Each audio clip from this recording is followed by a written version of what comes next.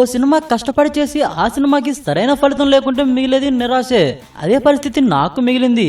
నాగార్జున రాఘవేంద్ర రావుల కాంబోలో వచ్చిన ఓం నమో వెంకటేశయ్య మొదటి షోతో మంచి టాక్ సొంతం చేసుకుంది.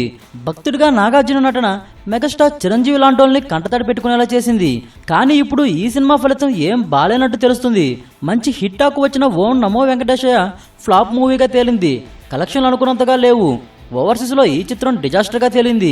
దీంతో హిట్ టాక్ తెచ్చుకొని ఫ్లాప్ సినిమాగా తేలిన లిస్టులో ఓం నమో వెంకటేశయ్య చేరింది. నాగార్జున అయితే డిల్లా పడినట్టు చెప్తున్నారు. 2 రోజులుగా నాగార్జున ఎవరితో మాట్లాడడం లేదట. ఇంట్లో నుంచి ఎటు వెళ్లడం లేదని సమాచారం. ఓం నమో వెంకటేశయ్య ఫలితం నాగ్ వల్ల నాగ్ తెగ బాధపడుతున్నాడట. ఈ వీడియోపై మీ విలువైన కామెంట్స్ ని మాతో షేర్ చేసుకోండి. అండ్ ఇంకో విషయం, సబ్స్క్రైబ్ చేయడం మర్చిపోకండి.